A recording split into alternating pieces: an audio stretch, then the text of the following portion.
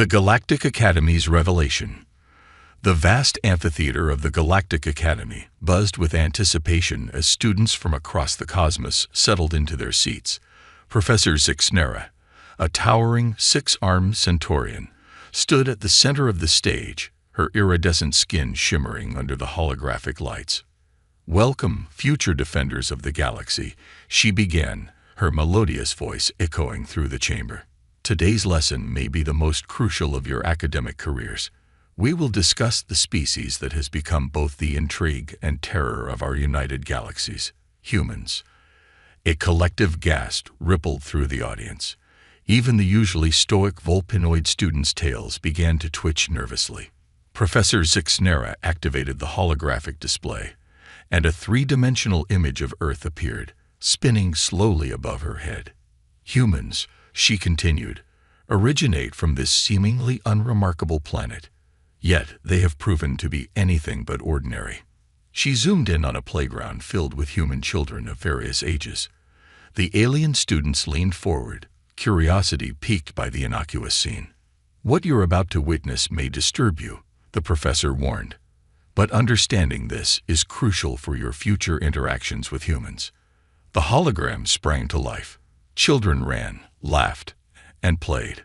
But as the alien students watched, their expressions morphed from curiosity to shock, then to horror. A group of human children had picked up sticks, swinging them at each other with startling precision. Others wrestled on the ground, using techniques that the military cadets recognized from their hand-to-hand combat classes. "Great Nebula," whispered a Neptunian student, her watery form rippling with disbelief. "They're fighting." Professor Zixnera nodded gravely. "What you perceive as violence is, to them, play." From their earliest years, humans hone their combat skills through games. This is not organized training, but an intrinsic part of their development. The hologram shifted to show older children now. Teenagers engaged in sports. Football players crashed into each other with bone-jarring force. Wrestlers grappled on mats, using leverages and holds that made some of the alien students wince. But surely, a brave Andromedian student spoke up, his crystalline structure tinkling as he shivered. "This is just a small portion of their population. The warriors." Professor Zixnera's expression grew even more serious. "That's the most terrifying part. This isn't their warrior caste. These are average human children. They're actual military." She paused, allowing the implication to sink in. The amphitheater fell into stunned silence. However, the professor continued, her tone softening slightly. "It's crucial to understand that humans are not inherently aggressive. Their play, fighting, and sports serve multiple purposes: physical development, social bonding, and yes, preparation for potential conflicts. But they are equally capable of incredible compassion, creativity, and collaboration." She brought up new images: human children working together to build complex structures, solving puzzles, and comforting injured friends. "The key to understanding humans is recognizing their duality. The same intensity they bring to their war games, they also bring to their pursuit of peace, knowledge, and exploration. It is this combination that makes them so formidable and so fascinating." As the lesson concluded, the alien students filed out of the amphitheater, their minds reeling. They had come expecting to learn about a curious species. They left with the unsettling realization that the galaxy's children had been playing games, while human children had been preparing for war. All along. Professor Zixnera watched them go, a mixture of concern and hope in her multifaceted eyes. The future of galactic relations would depend on how well these students understood the complex species that was humanity. For in humans, the galaxy had found not just a potential threat, but perhaps its greatest allies, if they could learn to harness that incredible human potential for the good of all. Childhood games and combat skills. The following day, the Galactic Academy's lecture hall was packed to capacity. Word had spread about Professor Zixnera's revelatory lesson, and even senior military officials had come to observe. The professor stood calmly at the center, her 6 arms gracefully manipulating the holographic controls. "Today, She began. We delve deeper into the childhood games of humans and how they shape their combat skills. The hologram flickered to life, displaying a group of human children in a backyard. They were divided into two teams, each clutching brightly colored weapons that shot foam projectiles. This game is called Nerf War, Professor Zixnera explained. While it may seem harmless, observe their tactics. The alien audience watched in fascination as the children executed flanking maneuvers, used cover effectively, and communicated with hand signals. One team even set up an ambush, displaying a level of strategic thinking that left many observers slack-jawed. By the cosmic cores, muttered a high-ranking Arcturian general, his tentacles writhing in agitation. Those are military-grade tactics. Professor Zixnera nodded solemnly. Indeed, and this is just one of many such games. Observe.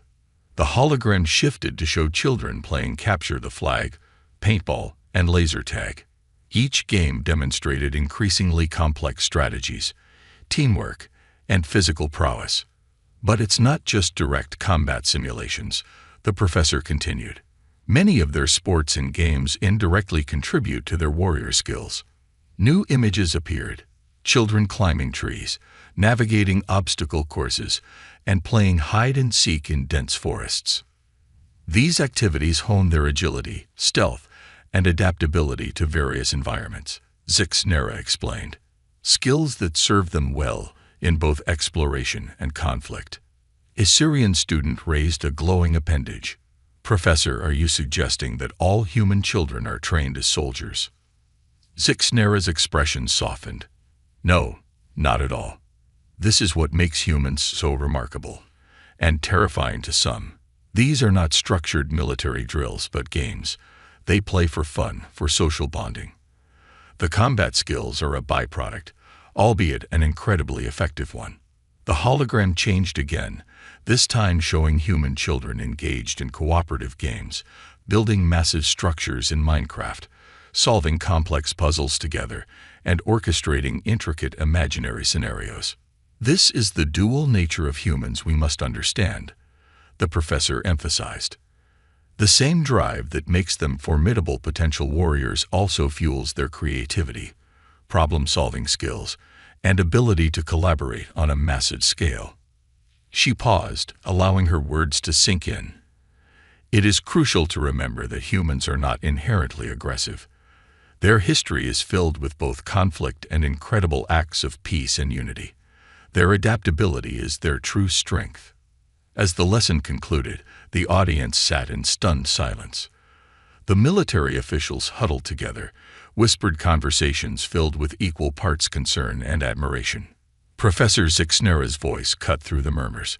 We've only scratched the surface of understanding humans. Tomorrow, we'll explore how these childhood games evolve in their adolescent years and the implications for galactic society. As the attendees filed out, their minds whirled with the implications of what they'd learned. The galaxy had long viewed humans as an enigma, their rapid advancement both impressive and concerning. Now they were beginning to understand the root of that incredible adaptability and strength. The question on everyone's mind was no longer whether humans were a threat, but how to ensure they became allies instead of adversaries.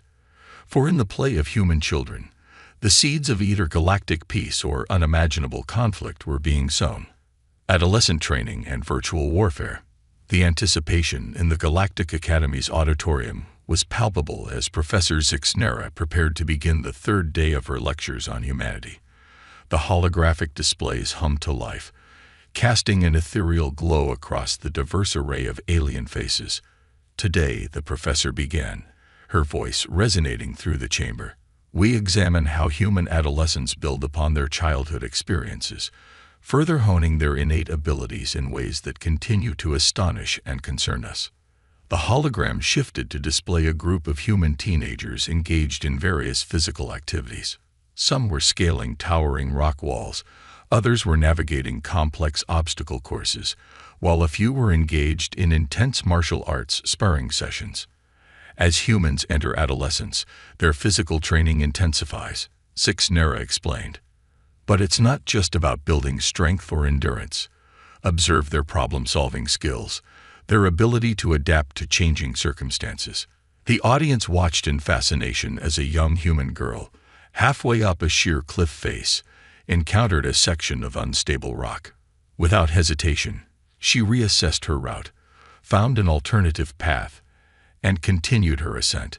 This adaptability, the professor continued, is not limited to physical challenges. It extends to their mental and emotional development as well. The hologram shifted again, this time showing a group of teenagers huddled around a table, intensely focused on what appeared to be a complex board game. This is called Dungeons and Dragons, Sixnera explained. It's a role-playing game that requires strategic thinking, teamwork, and the ability to improvise in unpredictable scenarios.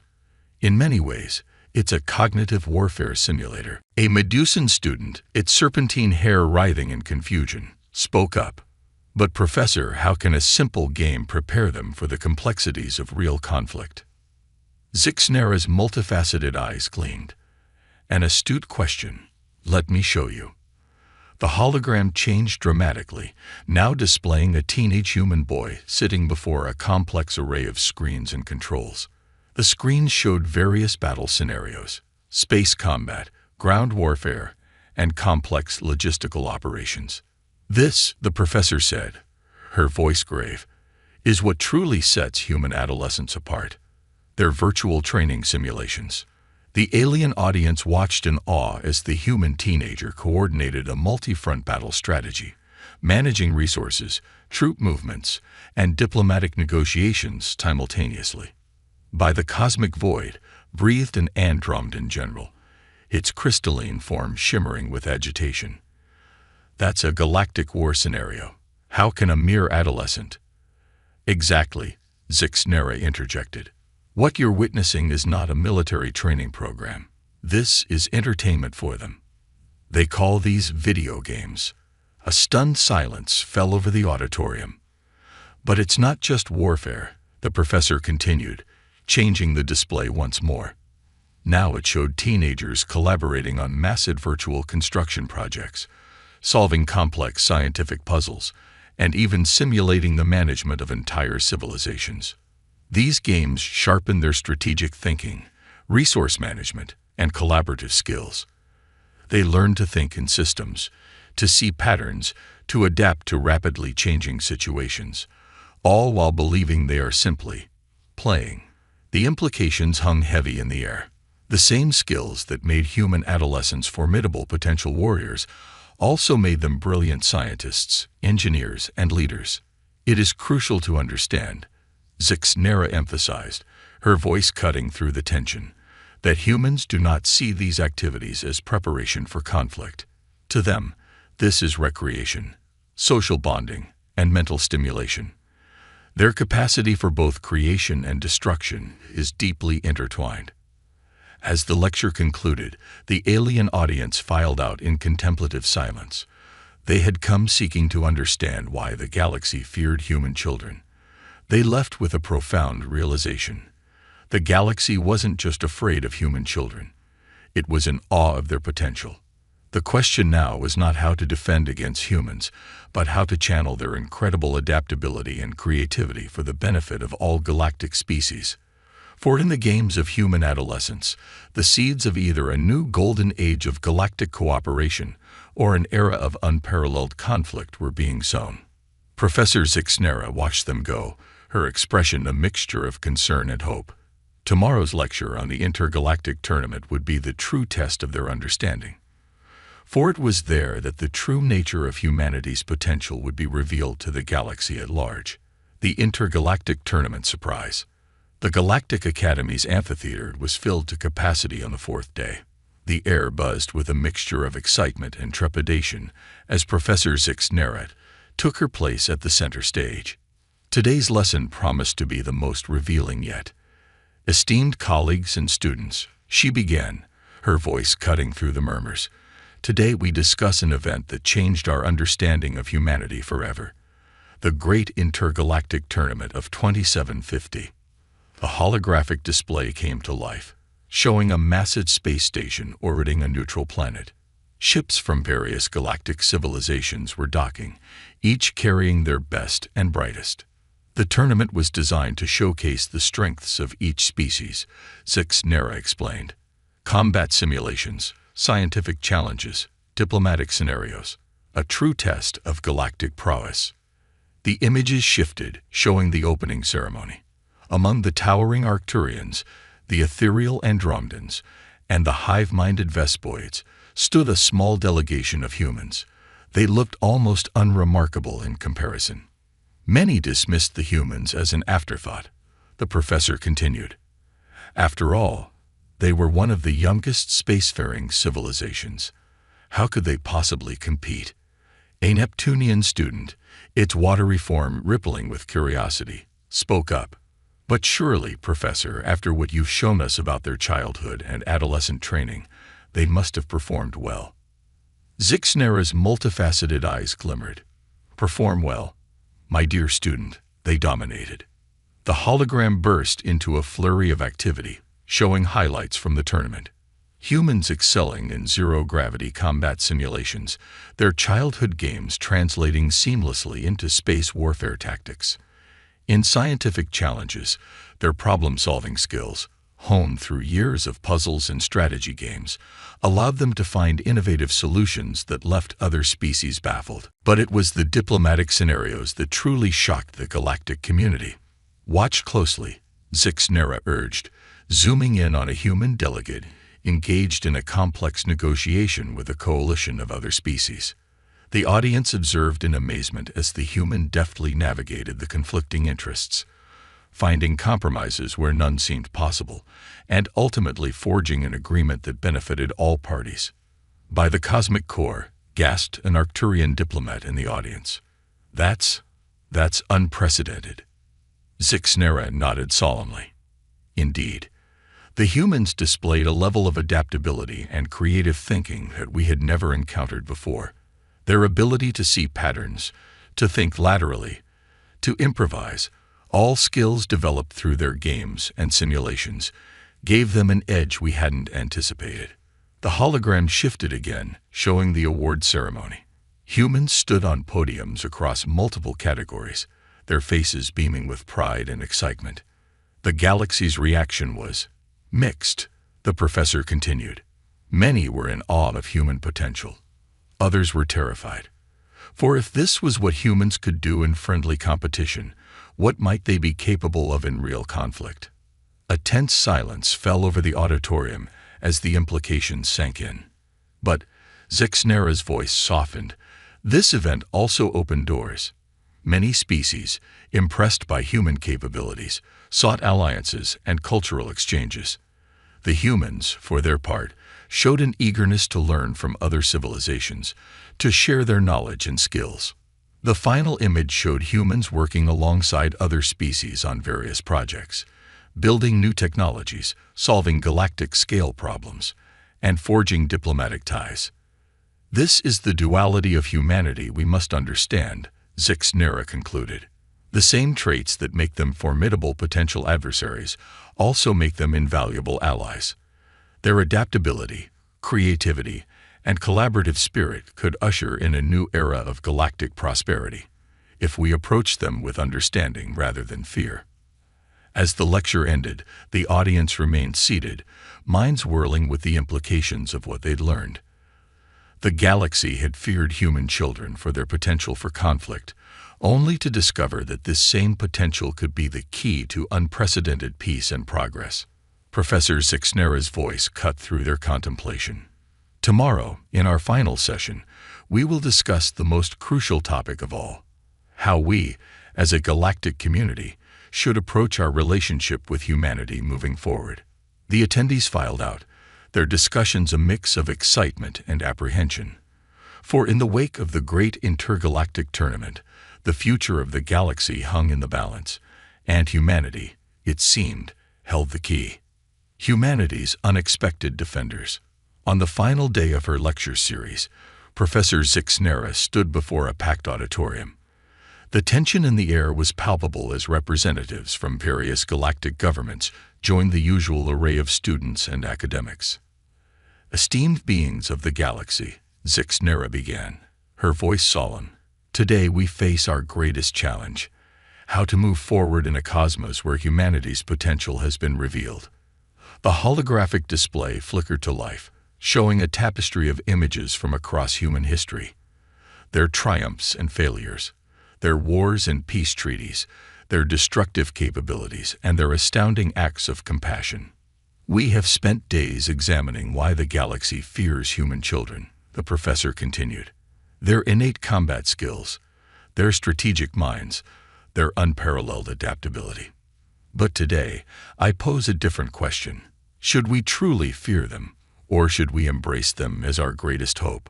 A murmur rippled through the audience. A Vespoid diplomat raised a segmented limb. "Professor, surely you can't be suggesting we simply ignore the threat they pose." Zixnera's multifaceted eyes gleamed. "On the contrary, Ambassador, I'm suggesting we reframe our understanding of that potential entirely." The hologram shifted, displaying scenes from recent galactic history. It showed human ships rushing to the aid of a Neptunian colony devastated by a supernova, human scientists collaborating with Andromedan researchers to cure a pan-galactic plague, and human diplomats mediating a centuries-old conflict between the Arcturians and the Sirians. "What we perceive as a threat," Zixnera explained, "is in fact an unparalleled capacity for problem-solving and adaptation. Yes, these skills make them formidable in conflict, but they also make humans the most effective allies we could hope for in facing the true threats to our galactic civilization." The display changed again, showing ominous images of encroaching void energies from the galactic rim, of dying stars, and resource-depleted worlds.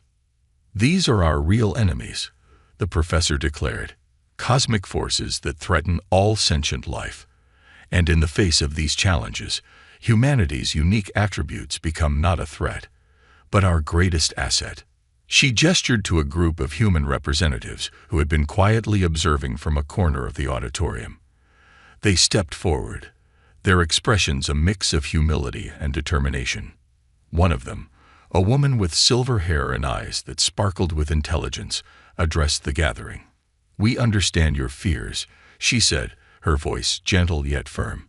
"We've seen the destructive potential within ourselves, but we've also seen our capacity for growth, for compassion, for finding solutions where none seemed possible." The human continued, "We don't ask for your trust blindly. We ask for the opportunity to earn it, to work alongside you in facing the challenges that threaten us all, to turn the skills we've honed through play and competition towards the preservation and betterment of all sentient life." A hushed silence fell over the auditorium. Then, slowly, a Centaurian general stood up. "I've seen human children at play," he rumbled. "I've seen the fire in their eyes, the determination in their stance. If we can channel that spirit towards our common goals, we might just stand a chance against the void." One by one, representatives from other species stood, voicing their support. The tide of opinion was turning. Professor Zixnera raised her 6 arms, calling for attention. "This is the crossroads we face," she declared. "We can continue to fear human potential, to see them as a threat to be contained, or we can embrace them as partners, channeling their unique abilities towards the betterment of all." She paused, her gaze sweeping across the auditorium. The galaxy feared human children because it didn't understand them. Now that we do, we have a choice to make. Will we let fear drive us apart, or will we let understanding bring us together? As the lecture concluded, the auditorium buzzed with excited discussion. Diplomats from various species were already approaching the human representatives, eager to begin dialogue. Scientists were proposing joint research initiatives. Military leaders were discussing combined training exercises. Professor Zixnera watched it all unfold, a sense of hope filling her being. The galaxy had feared human children, seeing in them the potential for unparalleled conflict. But in understanding them, they had discovered something far more powerful, the potential for unparalleled progress. As she prepared to leave the stage, Zixnera knew that the future of the galaxy had been irrevocably changed. The children of humanity, once feared, were now poised to become the unexpected defenders of all sentient life. And in their games, their curiosity, and their unyielding spirit, the seeds of a brighter cosmic future were already beginning to sprout.